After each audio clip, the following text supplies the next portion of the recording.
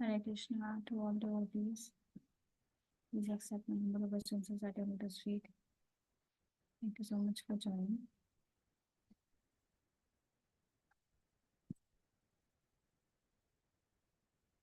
Okay, so there is still 1 minute.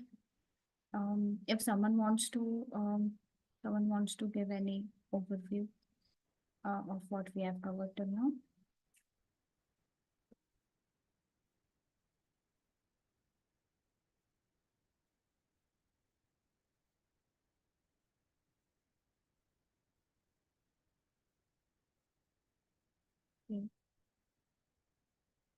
Okay, let's begin with prayers then first, and then let us begin.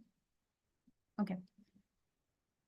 ॐ ज्ञानतिमिरन्दस्य ज्ञानाञ्जनशलाकया चक्षुरुन्मिलितं येन तस्मै श्रीगुरुवे नमः।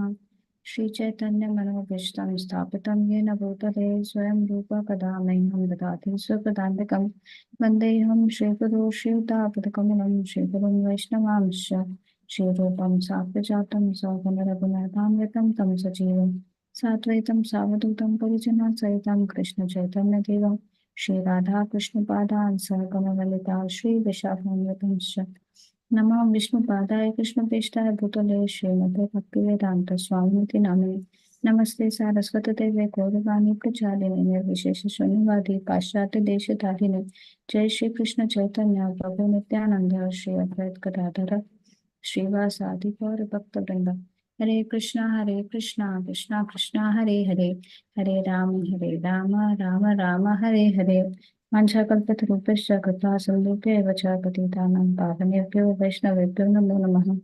अनंतकोटि वैष्णव वृंद की जय, श्रील प्रभुपाद की जय। हरे Krishna. So I welcome you all for this weekly session on Bhagavad Gita. Today is an important session. We'll try to complete the last section of Bhagavad Gita chapter 1, which is remaining. And it is also the last two, the third and fourth reasons of Arjuna, why he doesn't want to fight. So like I mentioned in the group yesterday, if any one of you, apart from Rohini Mataji, can please give me the list of 5 reasons if someone would have remembered. And also if you can please come on video, even I will have your darshans. Hare Krishna Mataji, Dandavat Pranam. Hare Pranam Mataji. Mataji, I have listed the names of Lord Krishna in the first chapter, Mataji, and the number of slokas, and then the meaning of those names, Mataji.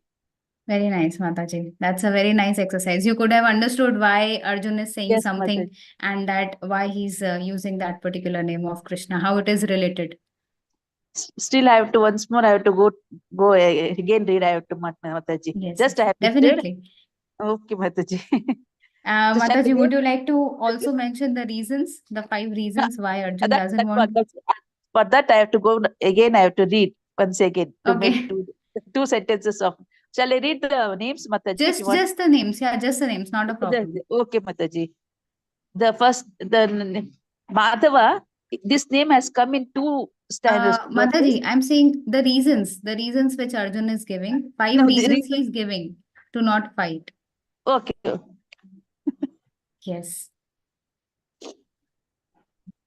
So would you like to mention them? Or Saurabh Prabhu, would you like to mention them? Mataji, I guess otherwise I have not attended properly last time because in office I had some work. Okay. Yes, I see Jigisha Mataji, you want to mention? Yes, Mataji, I just heard your lecture because I was also absent, and I can recollect the names, that is compassion, enjoyment, fear of sinful reactions, indecision, and destructions of family. Okay, so the destruction of family comes first, then comes indecision, because indecision would come basically in the second chapter, 2.6. Okay. Yes. So thank you so much, Mataji. So we all have to, like I have told you before, that it's not just Arjun is going through these situations and he's going through this much turmoil mentally, and he's not able to decide what he needs to do, what is his real duty. It's not like that. It's only for Arjun. it is for all of us. All the reasons which Arjun is mentioning, all of the reasons are applicable to us as well. We also have the tendency of falsely showing compassion in the wrong place to the wrong people. We also have the enjoyment tendency. Sense enjoyment is all the time going in our mind, moment to moment. We have the enjoyment decisions that we are making. Then sinful reactions, we are bound to act sinfully, and therefore we also get the sinful reactions.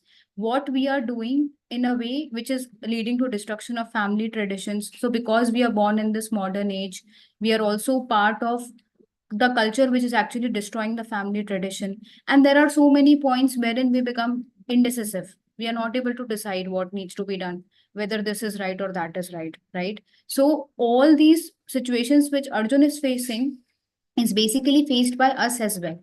And unless and until we connect in this manner with Bhagavad Gita, we won't be able to really connect. We will think that, okay, there is a person called Arjun. He was a very great warrior.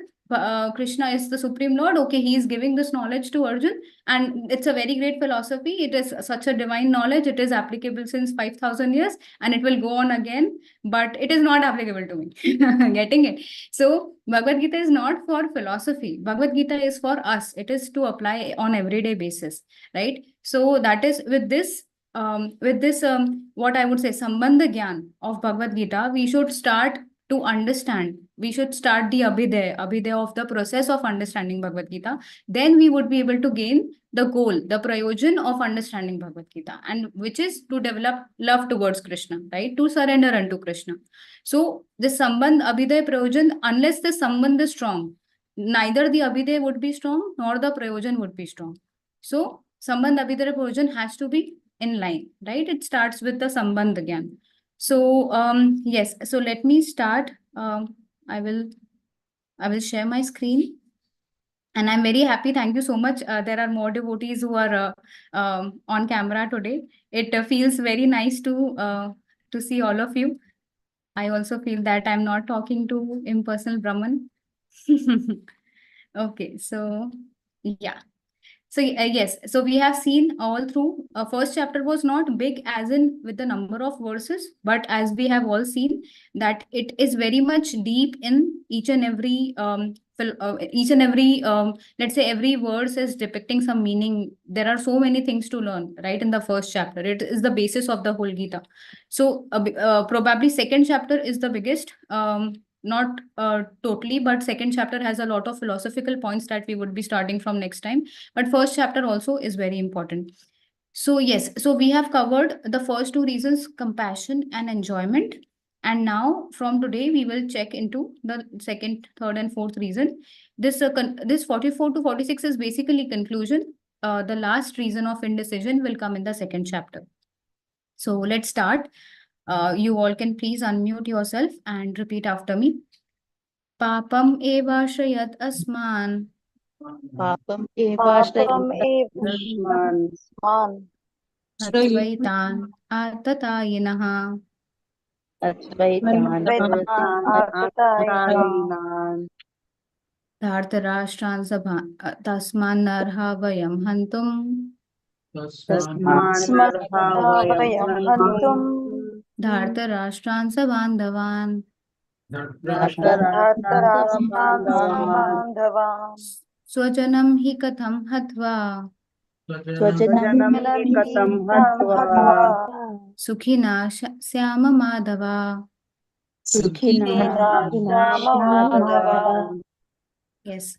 Okay. So one of you can please read the translation. Hare Krishna Mataji. Yes, Mataji. Srila Prabhupada ki translation by His Divine Grace, Srila Prabhupada ki jai. Sure. Sin will overcome us if we slay such aggressors. Therefore, it is not proper for us to kill the sons of Dhritarashtra and our friends. What should we gain? O Krishna, husband of... How could we be happy by killing our own kinsmen? Hare Krishna. Thank you Mataji. so much, Mataji. Hare Krishna. Yes. So here comes, here he's using the word atatayinaha. Atatayi means aggressors. So as per different shastras, right? There are Dharma Shastra. There are like which wherein you have this knowledge of like Dharma Shastras are basically higher than Artha Shastras. In Artha Shastra, there is a lot of dealing, like for example, what are the rules of a king, what are the rules of a kingdom, like all those government related rules, those type of things are mentioned, right? So Srila Sridhar Swami, Srila Baldev Vidyabhushan, and Srila Vishwanath Chakravarti Thakur, who are all very prominent acharyas in our Gaudiya Vaishnav line, they all have mentioned that this particular words from Vashishta Smriti, which gives the details of the 6 types of aggressors. So, poison giver, who gives the poison, who sets fire to the house, who attacks with deadly weapons, one who plunders riches, one who occupies another's land and kidnaps another wife.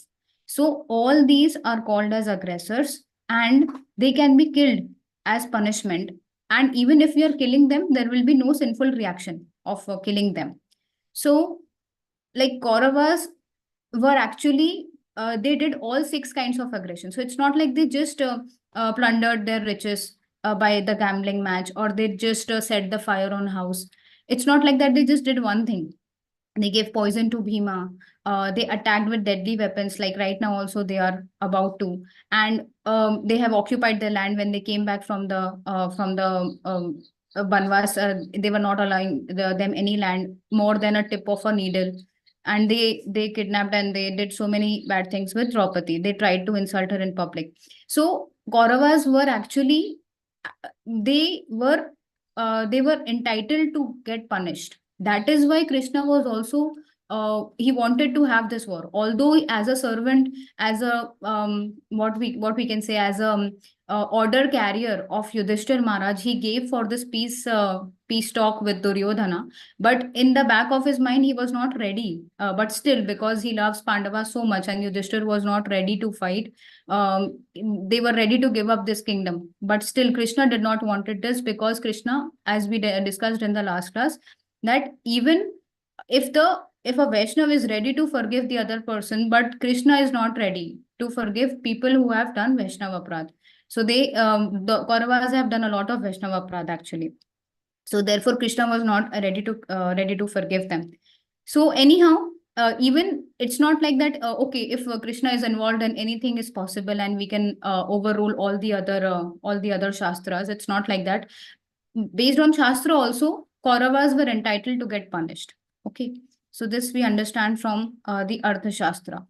But what Arjun is saying now, Arjun is quoting Dharma Shastra. Dharma Shastra comes above Artha Shastra, wherein Dharma Shastra is basically it pertains more to social, moral, religious aspects. Okay, saintly behavior. So as per Dharma Shastra, it's not good that you are killing people. It's basically you should have more non-violence type of thing. So Arjun is quoting that okay, even if we slay aggressors, we will still overcome sin. He's saying sin will overcome us, Krishna. Why? Because they are Sabandhavan. Sabandhavan as in they are relatives. So there is an example that if someone does a very big mistake, but if he's a relative, we reduce the punishment. Right? Let's say if our family member has done something, we try not to go to court. But if there is another person who has done something wrong with us, we will not think that much to go to court. We will think, no, this is wrong. We must go to court for justice.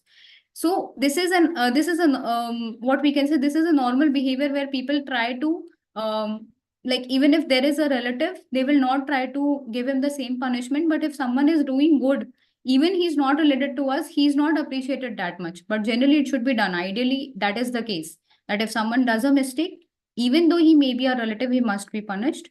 But if someone does something good, even though he's not related to us, he must be appreciated. So this is the ideal behavior, but generally that does not happen. So that is why Arjun is trying to convince Krishna that let's not kill them because they are Sabandhavan. They are our family members.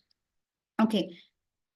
So he's trying to justify his reason, but he's actually looking into it through bodily conception. These Dharma Shastras, Artha Shastras, they also have to be understood through the highest level of knowledge, which is through the knowledge of the soul. So that Arjun is not considering. He's considering that through bodily conception. So how do we understand that? Let's say we have three examples, three brothers, Ravan, Kumbhakarna, and Vibhishan. Now, Ravan, he wanted to enjoy a woman and he did not care for dharma. For him, his enjoyment is a greater dharma. For Kumbhakarna, he understood that what my brother has done is wrong. In fact, when he got to know that he has kidnapped Sita, he said, "Are you mad? You must give back her." And then, even after that, Ravan was insisting that he must go and fight for him. So then he thought that, okay, my duty towards my brother is greater than duty to God. So what he thought that, he said that, okay, I'll go because I'm your brother. For your sake, I will go and fight. But in case if I get killed, you please return back Sita, otherwise you will be gone. But Ravan, of course, did not do that even after Kumbhakarna was killed. So Arjun here is doing the same thing. He's considering duty towards our relatives is greater than duty towards the duty to God, duty to the soul dharma. And similarly, Vibhishan did the right thing. He understood that duty to God and citizens is greater than duty to sinful brother. So he surrendered unto Lord Ram immediately, right? So in that way, we understood that, okay, Arjun is giving this reason, but it is totally in the perspective of bodily conception, just like Kumbhakarna. And why he's addressing Krishna as Madhav here? Because Arjun wants to point out that because Krishna, you are wanting to have this war, right? But war brings misfortune. But you are Madhava. Madhava means you're the husband of fortune, a goddess of fortune. So please do not bring this misfortune upon me. This is the way Arjun is trying to use the word Madhava. He's addressing Krishna as Madhav here. But Krishna, of course, he will never ever bring any misfortune for his devotees. So I'm going to the next verse. Okay, sorry. Please repeat after me. Yadi api ete na pashyanti. यदि अपि यदि पश्यन्ति ते न पश्यन्ति लोभोपहत चेतसः लोभोपहतः चेतसः कुलक्षया कृतं दोषं कुलक्षया कुलक्षया कृतं दोषं मित्रद्रोहे च पातकम् मित्रद्रोहे च पातकम् कथं न गेयम् अस्माभिः कथं अस्माभिः पापादस्मान् निवर्तितुम् तस्मान् निवर्तितुम् कुलक्षया कृतं दोषं कुलक्षया कृतं दोषं प्रपश्यद्भिर्जनार्दन प्रपश्यति Janardan. Thank you so much. Can someone read the Translation by translation? Srila Prabhupada ki jai. Jai. O Janardhan, although these men overtaken by greed saw no fault in killing one's family or quarreling with friends, why should we, with knowledge of the sin, engage in these acts? Hare Krishna. Thank you, Prabhuji. Yes. So here, if we see the third line of both these verses, Kulakshaya Kritam Dosham, it is the same. So again and again, Arjun is thinking of this, that this is destroying the family, right? And he's saying that if they are considering that destroying the family is not a big, it's not a big sin, but we know that destroying the family is a big sin, and we must not get involved in this. If you see every verse or after one or two words, again and again again and again Arjun is using some word to address Krishna. So let's say if I am giving reason to you, you told me to do some activity, and I'm giving you reason that why I should not do some activity. So I'll be like, do you know this will happen? Let's say if I'm addressing to Rohini Mataji, I'll say, you know, Mataji, this will happen. I'm not ready to do this because this is the reason. You know, Mataji. Again and again, I will use the word Mataji. आप समझ रहे हैं ना? मतलब again and again we are using, we are referring to that person. We are trying to make her understand my position. Similarly, Arjun is trying to make Krishna understand. He's saying sin will overcome us, Krishna. We are destroying the family, Krishna. The women will get polluted, Krishna. Again and again, this is the way Arjun is talking to Krishna in these verses. He's trying to make him convinced that why we should not fight this war. So here, like he's saying, he's understanding that these are greedy men, and they are not seeing any fault in killing the family or quarreling with friends, as their hearts are overtaken by greed. But why should we? who can see the crime in destroying a family engage in these acts of sin. So Arjun is giving this reason here now that we can see, although they cannot see, but we can see. And then like it's like if there are two children, so the elders say, right, tu bada hai, you must understand, you're the elder one, right? So in that way, Arjun is saying that we are able to see, na, even they are not able to see, we are able to see. Then why should we engage in this warfare? So now he gives a detailed reason of destruction of family tradition from the 39th verse. So again, all of you can please unmute. Kulakshaye pranashyanti. Kulakshye Pranashya prashanti. Kula dharma sanatanaha. Kuladharma Dharma Dharme naste kulam kritsnam. Dharme naste kulam Krishnam Adharmo bibhavati uta. Adharmo Vibhavati Uta. Yes, someone please translation. Translation: with the destruction of the dynasty, the eternal family tradition is vanquished, and thus the rest of the family becomes involved in irreligion. Yes.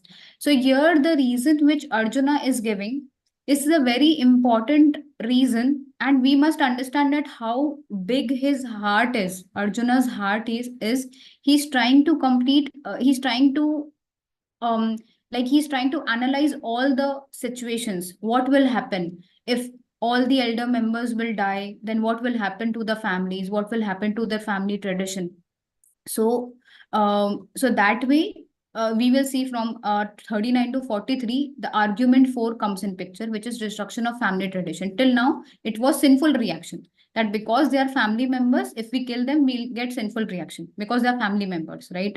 Although they are aggressors, but they are family members. Now he'll say that so many people will die in the battlefield, and if the elders are destroyed, then the family traditions are destroyed. So here, yes, so there are 6-step sequence from 39 till 43, which Arjun is giving. So in 39, he is giving these 3 things. What it is? One is death of elderly. So of course, there is war. There are so many millions of warriors in the battlefield. And of course, if they are in the battlefield, it is very certain that they are very likely to die. So war will lead to many elders to die in the battlefield. And the second reason comes is family traditions will stop. So we have seen it is very normal that you must also agree that if there are elders in the family, then the traditions are very easily carried out because they are the ones who take the responsibility of forwarding those traditions to younger generations. But because right now we have this modern nuclear family way of living, wherein we are not living with the elders, so these family traditions are getting stopped. Most of the families are not following all those things which their third generation, fourth generation ancestors used to follow, right? So similarly, Arjun is saying here that elders of the family are responsible for purifying processes in the family from birth till death. So these are all called samskaras. We will discuss in the next slide what are samskaras. So because of their absence, if the elders are not there, their absence will actually cause such purificatory processes to stop. So this is important because if the purificatory processes are stopping, then the whole society is getting affected.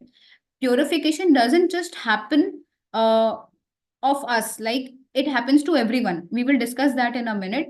And we also see the third thing, which is irreligion predominates in a family. So if the young members become irreligious because these purificatory processes have not happened for them, these samskaras, sola samskaras, these have not happened with them. So they tend to become more irreligious, and thus they are losing their chance for spiritual salvation. So Arjun is not just thinking about him or his family or what injustices has happened upon him. He's thinking of the overall kingdom. This shows how good a Kshatriya he was. That he was thinking that, okay, if all the kingdom, all the family members, male family members are destroyed, then see how the family traditions will stop, how the irreligion will predominate, how the families will lose the chance of getting salvation, right? So this is, he's considering that, okay, the most important goal of human form of life would be lost because if you are not involved in getting spiritual elevation, then we are losing the purpose of human form of life. So that is the biggest loss, right? So here actually he is getting he is giving Kula Dharma, Kulakshaya, again and again he is using this word, right? But Kula Dharma comes in this apara dharma, which is mundane dharma. And there is a para dharma, which is spiritual dharma. So para dharma is basically duties which take into account the spiritual identity as a soul. And on a spiritual dharma level, all the living entities have just one dharma, which is to love and serve God.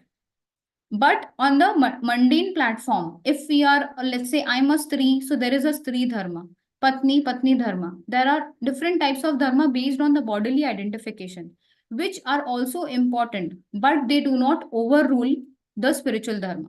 So any other Kula dharma, Desh dharma, Stri dharma, any other dharma will not overrule the actual spiritual dharma. So if there is any time there is a comparison between, there is a particular situation wherein I have to see whether the spiritual dharma needs to be taken care of or the mundane dharma needs to be taken care of. So it has to be very nicely analyzed on how spiritual dharma is more important.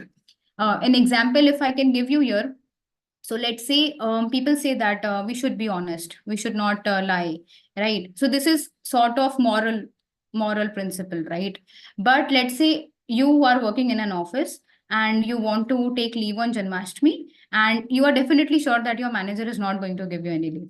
Right now, at this point of time, if you think that I will say that I want to go to temple to attend Janmashtami program, please give me leave, you want to become honest. There are very less chances, unless and until your heart is very pure and Paramatma in his heart also inspires him to give you leave. Otherwise, probably he will not give you leave, right? So at this point of time, when you know that Janmashtami is the most important festival of the year and I will not get leave if I do not say lie, then generally devotees say that someone is not well, I am not well. so so in this particular position, we have to understand what is important, the mundane dharma or the spiritual dharma. Janmashtami is of course important than office, right? So it's not like that every time we have to on the guard of spiritual reason, we should always not follow the moral duties, or we should not follow our Sri dharma, Kola dharma. It's not like that. In fact, if you see the lives of good devotees, let's say Bhakti Vinod Thakur, he had so many children. Anywhere it is written that he was not giving attention to his children or he is not giving attention to his family. No, in fact, it is written he was a very nice grihastha. So Prabhupada mentions many places that a devotee is a gentleman. If you want to recognize an actual pure devotee, you would see that he is a gentleman. He will always take care of all the other dharma, as well as he will always give importance to spiritual dharma. So so sorry for going on the other side, but this was important here. Arjun is trying to give the mundane reasons on the mundane platform of why he should not fight the war. But in the second chapter, we will see when Krishna starts to give reasons on the he starts to refute all his reasons of not fighting the war. Then he will make him understand that what is the dharma of the soul. Okay, so let's move ahead. So yes, so what are the purificatory processes? Samskaras are basically, it's a program where for the welfare of the child, the relatives come and offer blessings. So there is a very nice example which Radhesham Prabhuji gives. He says that once there was in the temple, there were 200 people who came for the samskar of a child. And then they were all ready. They were coming with gifts. They were all very happy for the child. They were ready to give him blessings and everything. So then Radhesham Prabhuji told that organizer, Prabhuji, that if there are so many people, let also have some bhajans and kirtan. So he said, yes, why not? Then he gave a particular lecture on the topic. So they were all very nicely listening to the lecture. And then they also got the prasadam of the Lord. So now at that point of time, Radhesham Prabhuji asked that particular person who organized this Samskar program, he said that how come there are 200 people on a Wednesday morning at 10 a.m. they are coming. 200 people coming on a Wednesday morning, 10 a.m. for this particular ceremony. So that person said that because it is a samskar ceremony, it is important for the community. Just a minute.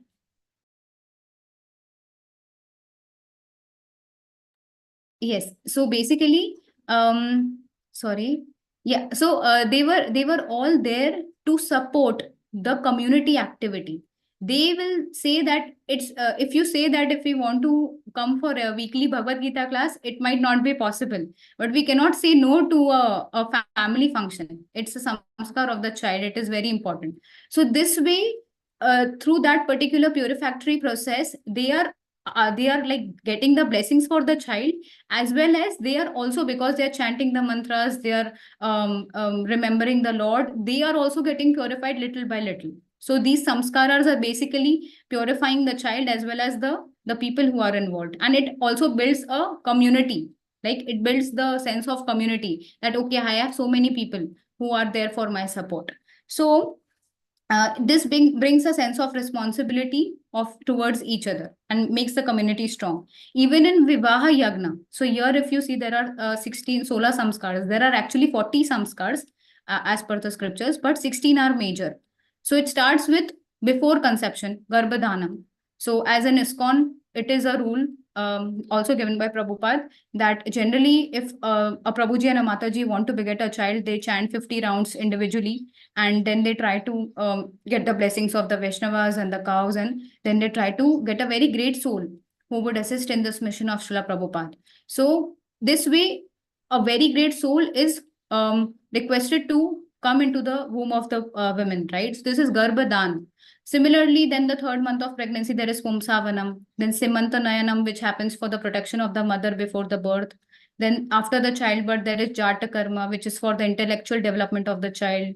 Namakaranam, which is a name-giving ceremony. Some of these are still relevant today, but people have like they have distorted it a bit. Let's say, for example, if there is a Annaprashan ceremony, I have seen recently that they will have all types of sweets and everything directly coming from the sweet shop. But actually, Annaprashan is where you offer the food to the Lord, and then in the presence of Vaishnavas, through chanting of the holy names, and some senior Vaishnav is actually feeding the child the prasadam of the Lord. So this way, the child is actually, this purificatory process is helping him first time get the prasadam of the Lord, right? So this way, there are so many things, but now people are following something, but then it's all distorted also. So yes, this way, and then it last goes to Antyeshti samskar. This happens after our death. So all these samskars are important because our soul is covered through the conditionings, right? And these conditionings get removed slowly when we perform these samskaras, and it helps us come in that mode of goodness to understand spiritual knowledge. Now, spiritual knowledge is just not a matter of intelligence. Any PhD person, let's say, might not be able to understand or have faith so much in Krishna. If you compare, some illiterate person might also do. If you see now, we have this Varkari, they are walking miles and miles for Vittal Rukmini Darshan for Pandharpur. So they are PhD people? No. Are they doctorates? No. They are just simple people who know that Vittal Rukmini are life and soul. So it's not something related to material intelligence. Spiritual intelligence is developed through these sanskaras. And Vivaha samskar also, like people used to, especially in South Indian marriages, people sing the songs of, when they sing the song of Lord Balaji and Padmavati getting married, such type of songs they sing during Vivaha samskar. So although they are actually present for that boy and girl to get married, but they are remembering the Lord. So it's so important. It is we see that all these samskar actually help us so much, right? So in that way, Arjun is saying that if the elders are not there, then these samskaras will also not take place. And then he gives the next, we come to the next verse wherein he says that there would be irreligion prominent in the family. So how? Let's all unmute and read the verse. Adharma bhi bhavat Krishna. Adharma Bhavat Krishna. Pradushyanti kulastriya. Strishu dustashu varshneya.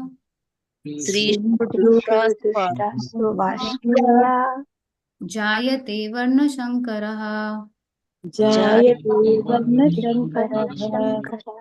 So it's so clear cut. We see that Pradushyanti Kulastriya. So by which, if the women are unprotected, there is a degradation of womanhood. And then what happens? They produce Varna Shankara, which is unwanted progeny. So we will see how. So what happens is, if there are no elders, if there are no activities through which the women is protected. So generally, as per Vedic tradition, women are protected before marriage by father, then after marriage by the husband, and then after that by the sons. But if they are not engaged in religious principles and they are not protected by these people, and let's say if there are no, here we are talking that there are no men only, the elder members are not there, the men have died in the war. So what will happen, that irreligion will become prominent and women will become polluted. So Chanakya Pandit says that why women need protection is because they are less intelligent and prone to degradation. Now, before someone thinks on why they are saying less intelligent to women, how do they know women are going to Mars now and women are going to space, and all those controversial things come in, we will discuss in detail of why women are termed as less intelligent in Shastra. It is very, very logical. We will go into the depth of it in the next slide. And if they are not protected, then it leads to adultery and Varna Shankar. So this is what we are seeing now. So it's not like that we are against women going outside and studying or women going outside and working. It's not like that. But you see that in the name of independence, the women are exploited more. So let's say if a girl is going outside, there is no time she is getting good food, there is no one to take care of her. At any point of time, she has to make friends with other males who would actually take care of her.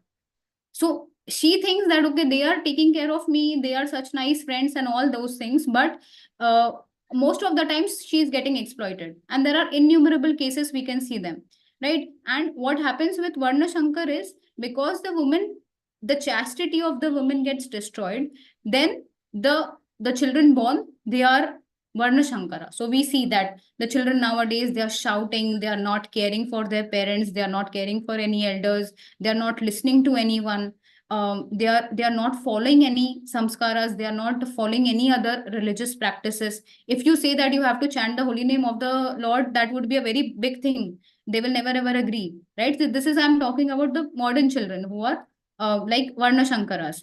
So what happens is, they actually lead to wars and pestilence, and hellish life is created. So we'll go into the details of all these things in just a minute. So first of all, we have to understand what is called a good population. Prabhupada says the basic principle of peace, prosperity, and spiritual progress in life is to have good population. So now, even if we consider, let's say you have come into spiritual life, now you also want that people should give you cooperation in doing your spiritual activities, like chanting the mantra, going to festivals, calling devotees in home for kirtan, for prasadam. You want to do so many things because you have understood the value of it.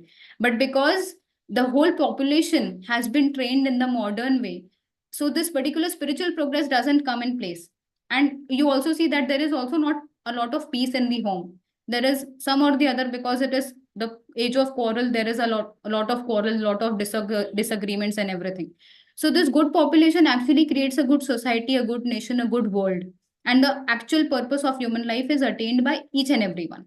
Everyone is trying to go to back to Godhead, and they're assisting others to go back to Godhead. So that is how a good population is working. So what is a good population? Srila Prabhupada says, which is God-fearing in the way they know that God is watching and I will not commit sinful activities. So this is called God-fearing. It's not like, okay, God is so fearful, I will have to follow his instructions, otherwise he'll lead me to hell. It's not like that. They are God-fearing as in they know that he's sitting in my heart as Paramatma, he's watching, and I must not involve in sinful activities. So this is God-fearing. And pure as in he leads a pure life. He's not considering, he's not going to any other woman. He's considering them as their mother apart from his own wife. And they're treating everyone warmly as he likes to be treated himself. And they are basically God-centered.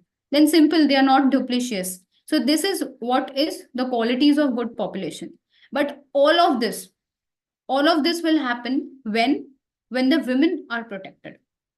So everything starts when the women's chastity is lost. So the chastity and faithfulness of a woman is the result of producing good children. And if the women is pure, then the children will be born well behaved, and full of saintly qualities, as we see in the right side the picture of Jija Mata and Shivaji Maharaj. So how Jija Mata is herself being chaste, herself being a faithful woman, and she is making her child learn the scriptures from the right from the childhood age, and then that particular person becomes a saintly king. He's a Raj Rishi, and his activities, his way of ruling the kingdom, everything, it has been studied till now. Even in the IIM colleges, there are books on Shivaji Maharaj. They want to give the knowledge of how he used to manage. So, but they miss the main point, that he led his life in a religious way, in the way which his mother taught him from the time he was in the womb. So this is how we can also become a very big instrument in creating good population in the society. And also, like the point that we want to discuss, where Prabhupada says that women are considered less intelligent, and where in many places in the Shastra it is mentioned, but it's not in a wrong way. And this is how we can understand.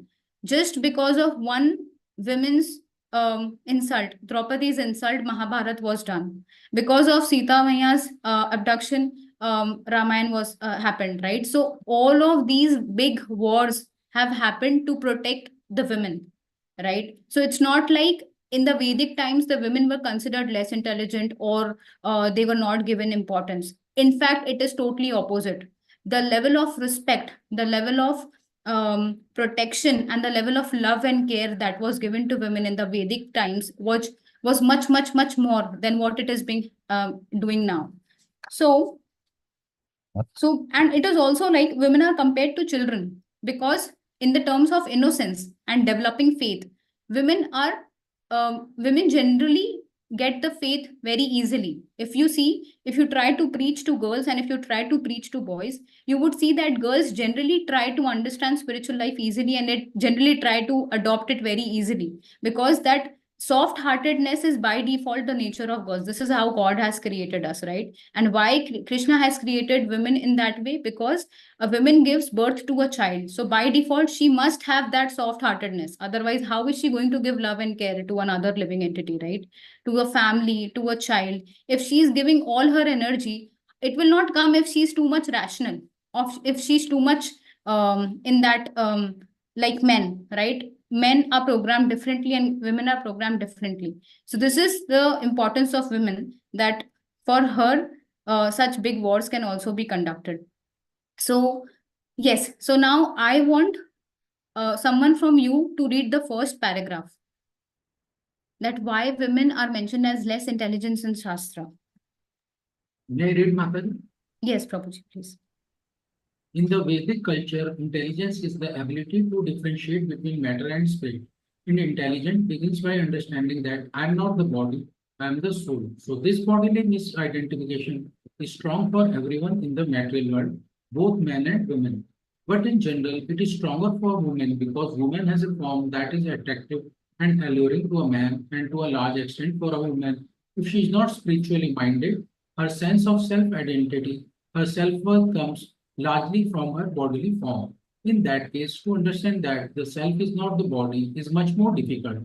So the misidentification of spirit with matter is much stronger in a female body. Hare Krishna. Thank you so much, Prabhuji.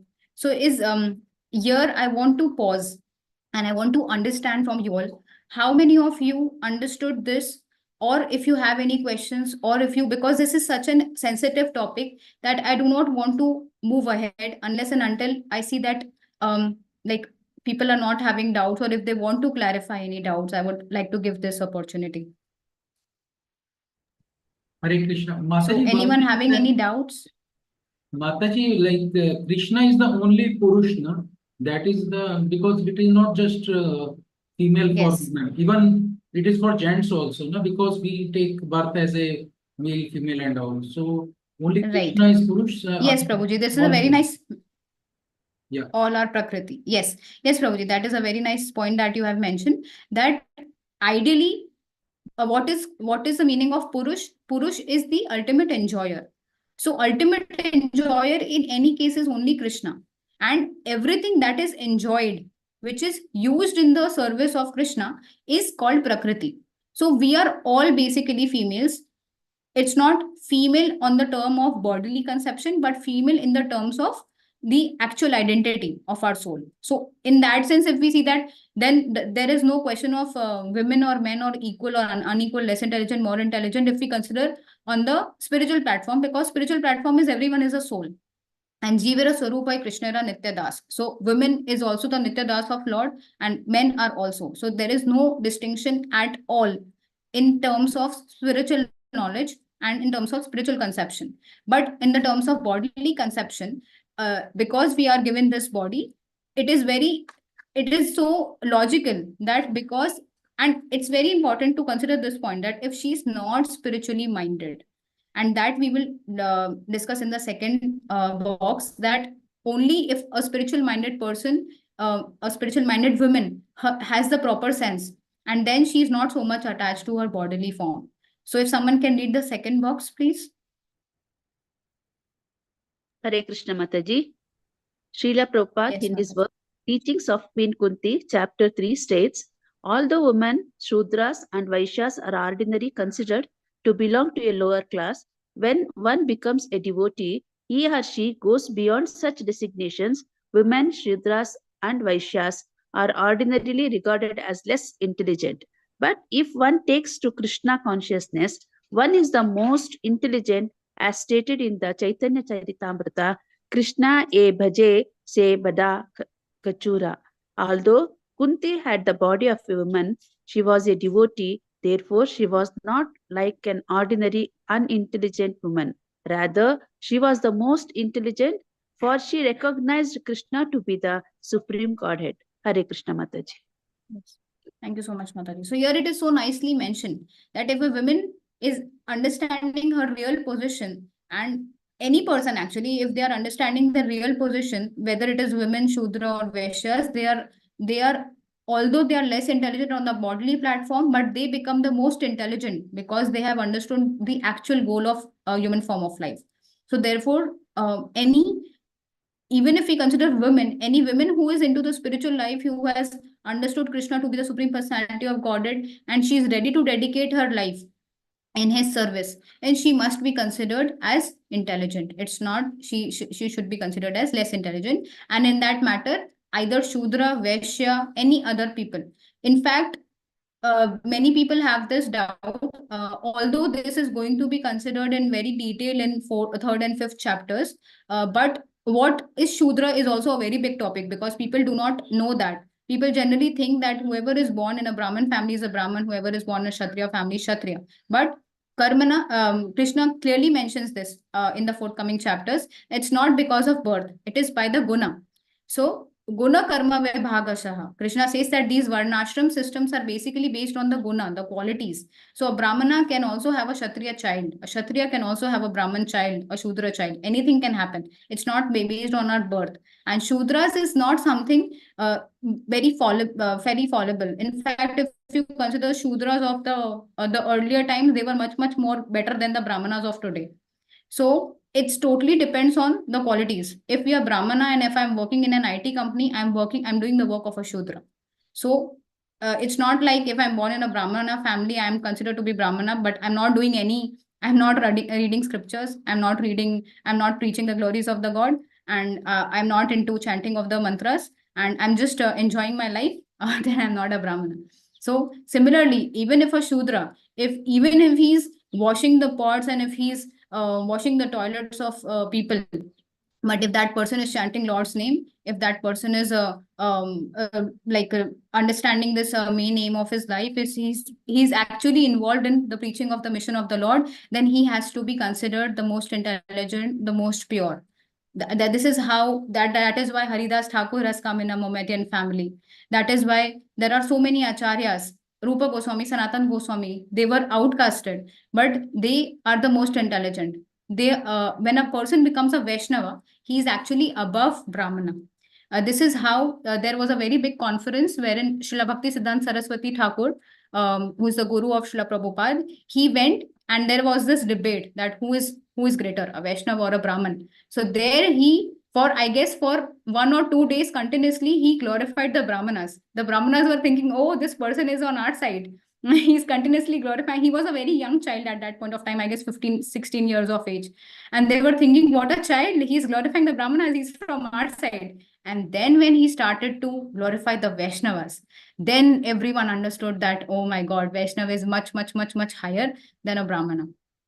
Vaishnava comes in the highest category. So it's not like we have come into the spiritual life, we have to consider that I have become a Vaishnava, I'm a pure Vaishnava. No, that also should not be done.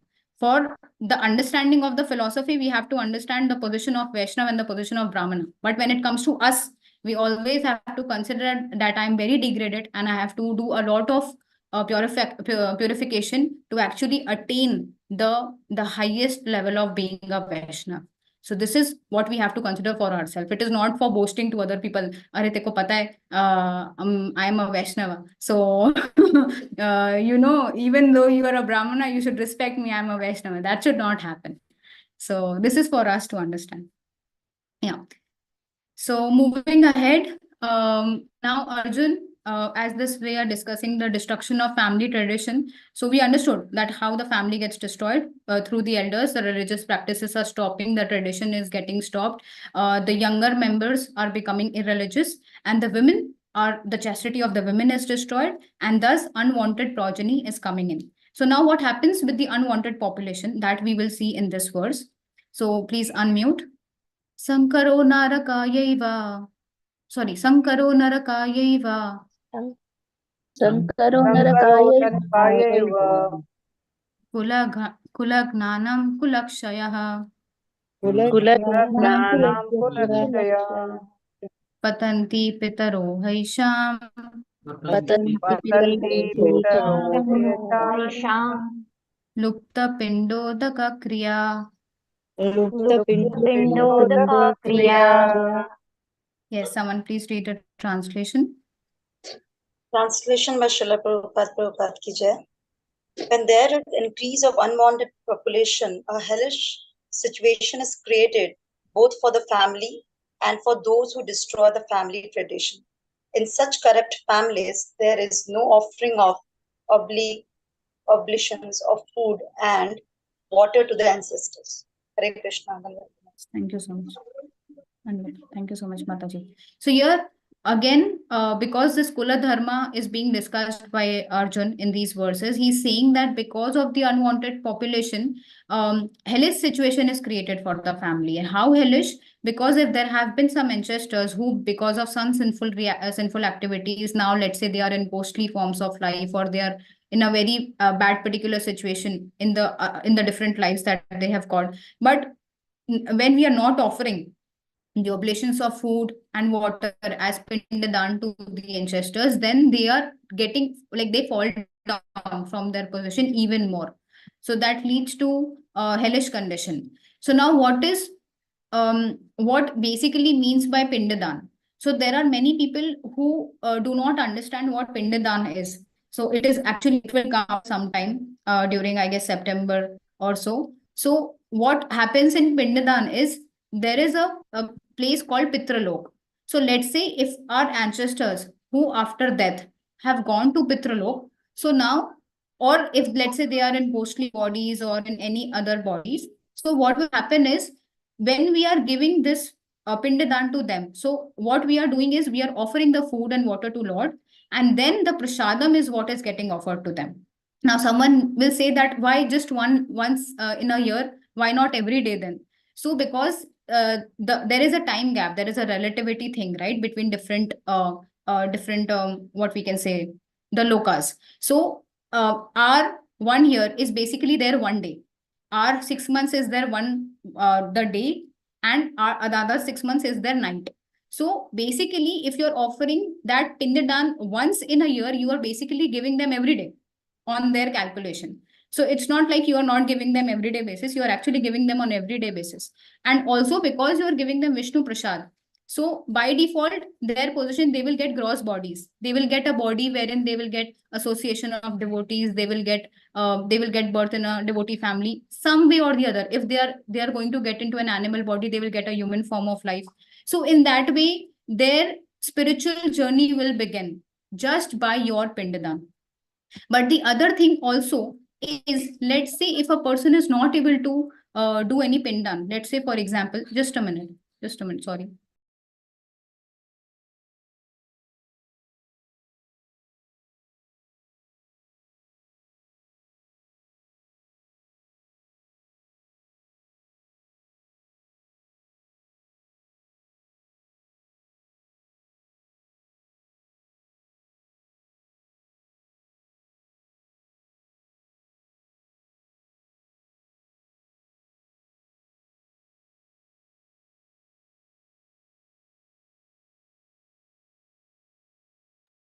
Yes, sorry. There was some important thing. So yes. So this is why it is important, and we are also obliged to them in a way, because they have given us this body wherein we are able to we are able to follow the spiritual practices. We are able to offer prayers, offer bhoga to the Lord.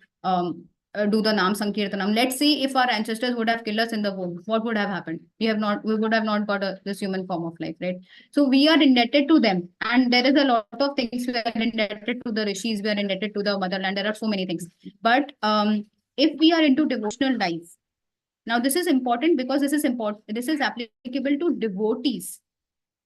So again, that same principle comes, that when it comes to us, we should not consider that we have become pure till now, that these oblations are not important for us. But let's say if some person is actually doing Harinam Sankirtan, he's following all the four regulative principles, he's totally faithful in this mission, right?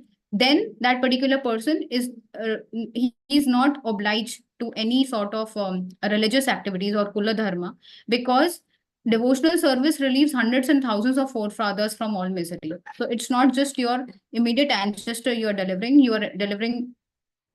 the generations and generations of ancestors. And in fact, from both the families, like for a girl, it is also for her like in-law family and for her father family, right? So this particular activity that we are doing, reading of Bhagavad Gita, Bhagavatam, hearing, associating with devotees, prasadam, everything that Prabhupada has given it to us. He has given us such a highest thing, that if in case if we have not got this particular thing in this life, we would have been obliged to so many dharmas. We would have not known that okay, these dharmas are important, and we were totally going towards hell, because this is something which I would think there are very less families who are actually following this very nicely. Most of the families are going towards what's the need of Pindadan, or even if they know, they do not know the real, right principle behind it, and what is the purpose behind it, right? So if we are following, then we must keep on following. This is what I'm trying to say. And in fact, we should offer them on that day specifically. We must have Harinam Sankirtan. We should try to bring in devotees to our home, and we should try to give prasadam, right? This will help our ancestors very much. Okay, so moving ahead on 42 verse, please unmute. दोषेर एते कुलग्नानां दोषैरेतै कुलज्ञानां वर्णशङ्करकारकै वर्णसङ्करकारकैः उत्सद्यन्ते जातिधर्मा उत्साद्यन्ते जाति जातिधर्माः धर्माः कुलधर्मश्च शाश्वतः. कुलधर्मश्च Okay, someone please read the translation. I'll read, Mataji. Translation by His Divine Grace Srila Prabhupada. Srila Prabhupada ki jai. Due to the evil deeds of the destroyers of family tradition, all kinds of community projects and family welfare activities are devastated. Thank you so much, Hare Mataji. Krishna. So here, Hare Krishna. So here we see that the evil deeds are destroying the family tradition, as well as the community projects and family welfare activities are also devastated. So what is the importance of these community projects and family welfare acts? Is basically it is set forth by Varnashram Dharma or Sanatan Dharma. So what happens is, Varna, there are 4 types of Varna: Brahman, Kshatriya, Vaishya and Shudra. And ashram has brahmachari, grihastha, vanaprastha and sannyasi. So these 4 orders of life are important for every person to follow. Otherwise, which duty are you entitled to? And every person by default has a particular varna and ashram. right? In fact, in the earlier times when children were sent to Gurukula, so the first 25 years of their life, they used to follow brahmacharya, they used to learn sense control under a guru. And then after that, they were given a decision whether they want to enter grihastha life or they want to continue as brahmacharis. So let's say if they go to grihastha life, even they are becoming a grihastha, they are not sense enjoyers. They know the responsibilities, they are begetting religious children. And then after the age of 50, he and his wife, they will voluntarily take varnashram, vanaprastha. So Vanaprastha will actually, they will involve all the senses. They will live a very simple life in a forest, and they will try to serve the saintly people, and they will basically prepare to live their life in a religious manner. And at that point of time, let's say once they reach 75 years of age, the women goes back to the sons to be taken care of, and the men generally take up to sannyas. So this way, the whole order of life was ordered in such a way, it was ordained in such a way, because they were following all these principles nicely. The whole family used to get benefited. So even because they have got begotten saintly children, when the mother goes back home, they are not like, oh, I don't want to take care of this old fellow, right? They are very much obliged to this mother, and they will take care of her in the absence of the father. And the father is totally doing the sense control and totally utilizing in senses in developing love for God. So everyone is benefited if we follow the duties. This again would come in the third and fifth chapters, wherein Krishna would give the details of what is the duty and why we must not try to imitate others' duty. Every person would have their own different duties, right? Based on the varna and ashram. So because of all these when we are following these duties, whatever we have, based on which varna and ashram we are entitled to, then it helps us to attain salvation. And if we break such projects, such community welfare activities, if we are breaking, then it is very evident, we see in today's society, there is total chaos. There is total chaos. Even the leaders are basically, they are, Prabhupada calls them blind, and it's like a blind is leading another blind to go into the hell, right? So this is what is happening because of not following the varnashram dharma. So let's move ahead. Please unmute. Utsanna kula dharmanam Utsanna kula dharmanam manushyanam janardana manushyanam janardana narake niyatam vaso narake niyatam vasa bhavati anushruma. Bhavati Anushruma.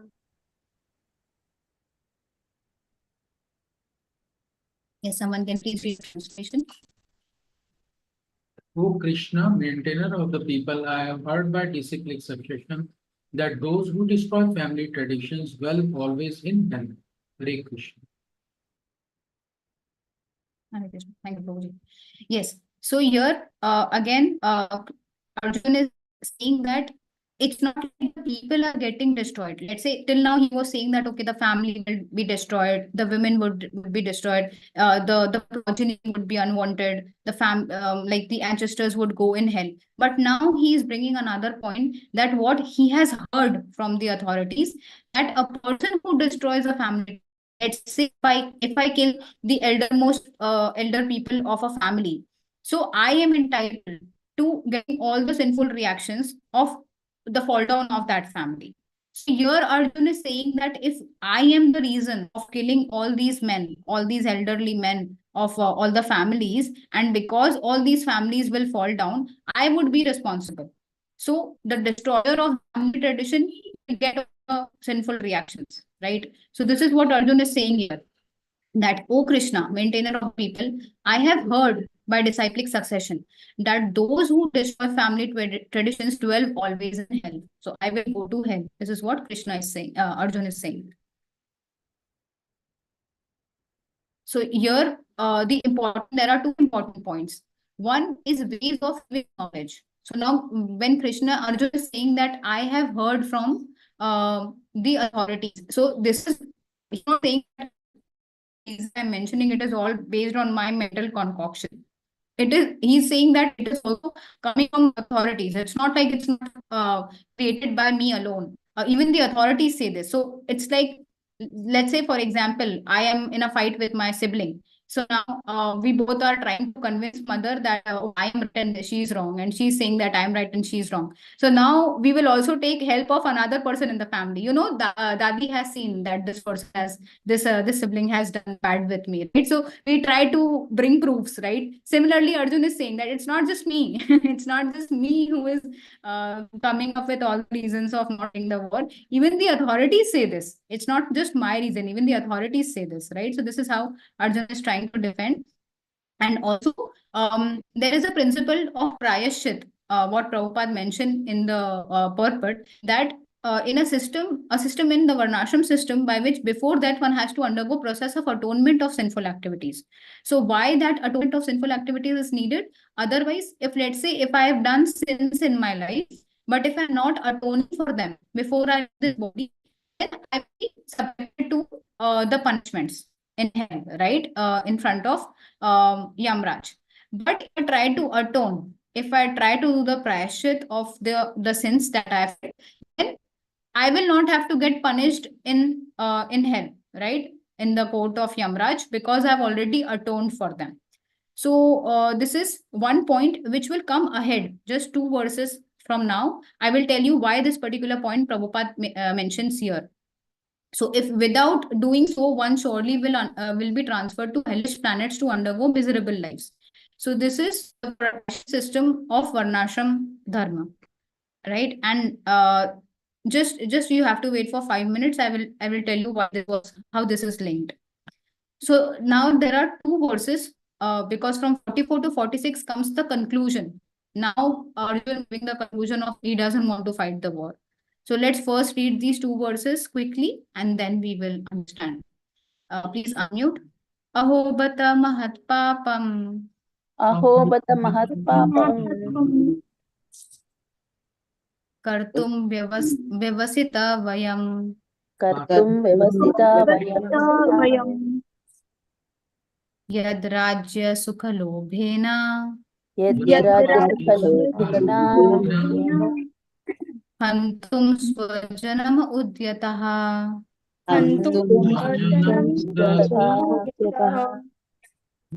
Yeah, someone please read the translation. Hare Krishna Mataji. Alas, how strange it is that we are preparing to commit greatly sinful acts driven by the desire to enjoy royal happiness. Hare Krishna Mataji. Thank you. Hare Krishna. Yes. Yadi ma Sorry, I read the pratikaram. 44th, I think. Yes, that was 44. Now 45. Ashastram shastrapanayah. Ashastram shastrapanayaha. Dhartarashtra ranayah. Dhartarashtra Me shematar bhavet. Shemataram bhavet. The translation. Hare Krishna translation. I would consider it better for the sons of Dhritarashtra to kill me unarmed and unresisting rather than fight with them. Thank you, Mataji. Hare Krishna. Haribol. So if we read this now, Arjuna is thinking from the last verse, he's thinking that okay, I am destroying the family, the functions are destroyed, the children are destroyed, the ancestors fall down with authority, whoever destroys the family always decides in hell. All the now the prayashchit thing, Prabhupada mentioned in the last word, right? Now here the logic comes. Why Arjun is thinking this, that he should not fight, is because he thinks that if I will not fight, and then if there are so many people whose family would say I am Christian, and thus I will not be I will not have to go to court and punished for this big sin that I'm about to act upon. Right. So this is, if we hear what he's saying, alas, how strange it is that we are preparing to come this Mahat Papam, driven by desire for royal enjoyment. Rajya Sukha Lobhena. Again and again, he's saying the same thing, that only to get the enjoyment of the royal of life, we are doing this. But what is it that he was to establish dharma? But at this point, this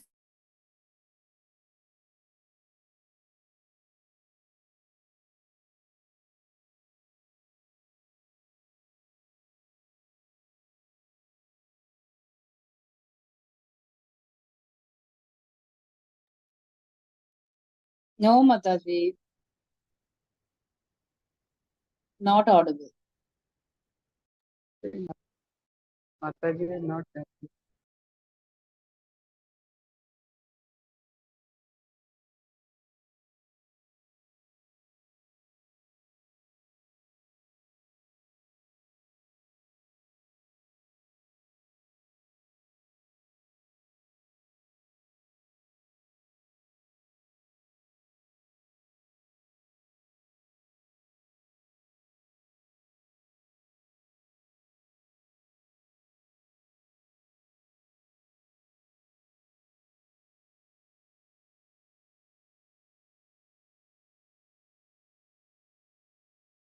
of that, the network is very good today. I'm very sorry. Share.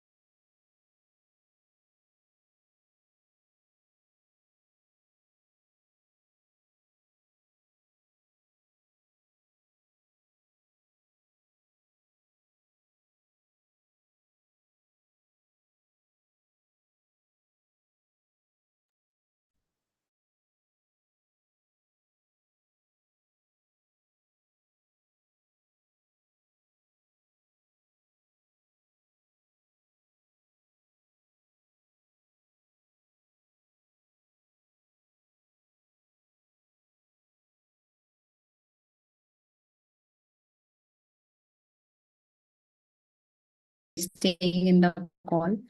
So yes, quickly, if I share my screen again.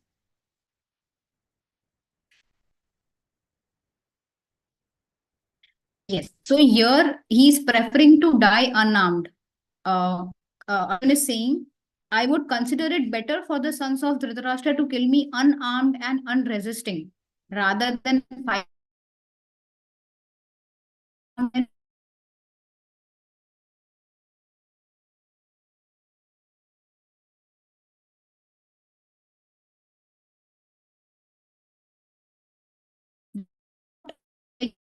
If not, and he shot back. But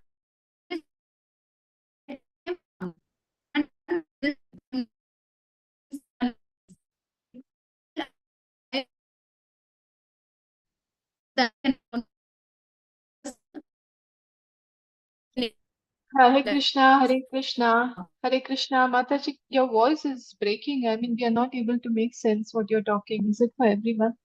Yes, yes, Mataji. We can't hear.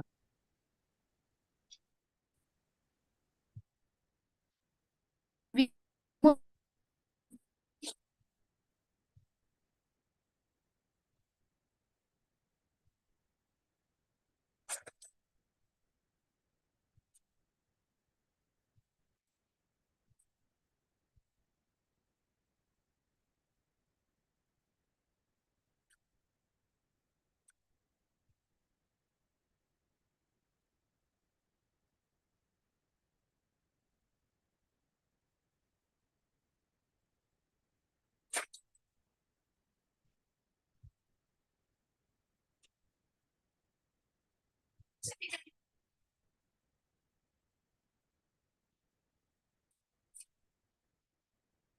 संतोष मामा क्या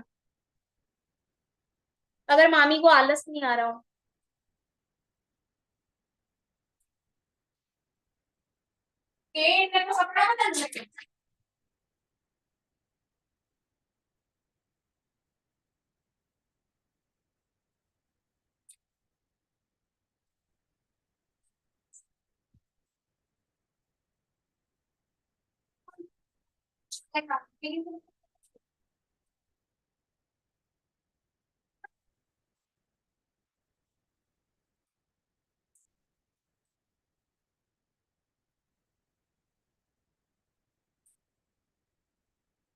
Hare Krishna, Mataji and Prabhuji. I think we can log out. She is not able to log in. Yeah, I think it's better. It's time up, na? Like Yeah, we no, can. she sent a Yeah. message also. So I request Okay. all the devotees to log out. Hare Krishna. Okay. Hare Krishna.